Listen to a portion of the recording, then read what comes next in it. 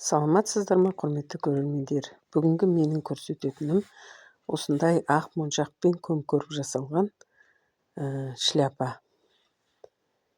Енді оны мен көбіне шоу-балет, сондай театрға арналған бас киімдер жасаймын.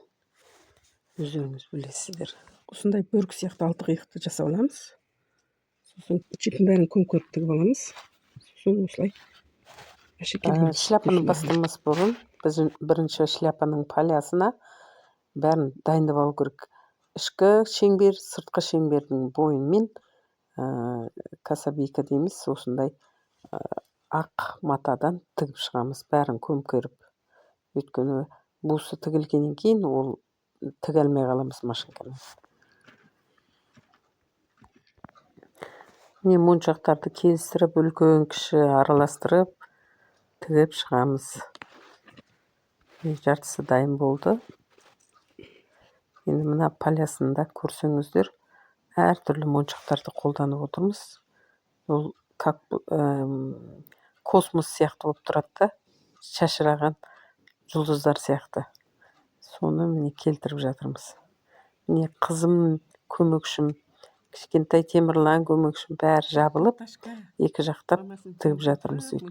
Бұл жұмысқа төзімділік керек, шыдамдылық керек. Бұл ұзақ істелінетін өзі.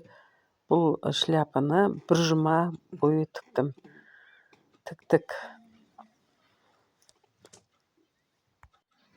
Кішкентай кезімде мен де мамама отырып көмектеседі. Мамам менің шебер кісі болған.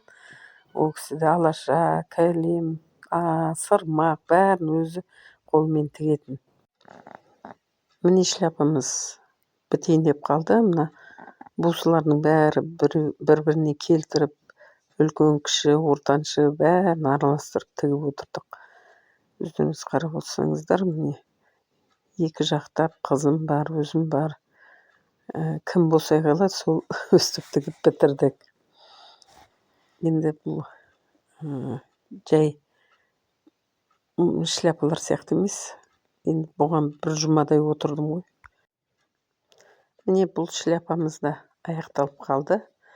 Өзі әдемі, өзі ауыр. Мұндай шляпалар енді салмақты болады. Осы шляпаға 5 пачка бусылар кетті, моншақтар. Ең кішкентай моншақ 3,5-3 миллиметр болса, ең үлкені 3,5 сантиметрге дейін, даже 4-ке дейін болады. Міне енді біз мына үстіңгі шляпаны біткеннен кейін, енді оның астыңғы жағы бар. Астыңғы жағын тігу үшін, мына кірлері көрінбес үшін арасына кішкене синтепон салып жүреміз. Синтепонды осы шляпаның бойымен кесіп алып, түгелдей. Одан кейін барып, оның үстіне жаңағы ақ атлас матамен қаптаймыз.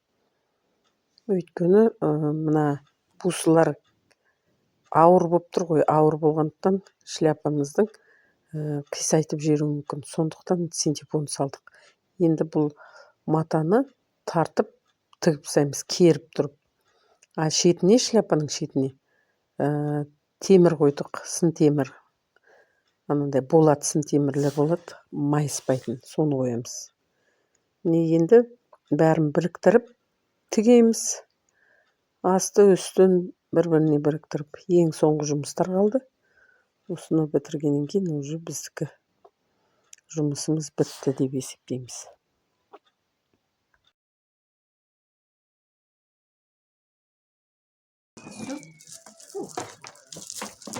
Ой, какой тяжелый.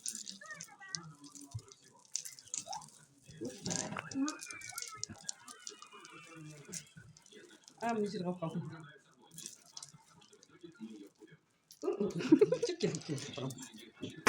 Міне, құрметті көрермендер, менің шляпам аяқталды. Өздеріңіз көріп тұрғандай, енді менің каналыма жазылып, өздеріңіздің лайктарыңызды, пікірлеріңізді қалдырып отырыңыздар. Хош, сау болыңыздар, аман есен, көріскенше күн жақсы болсын.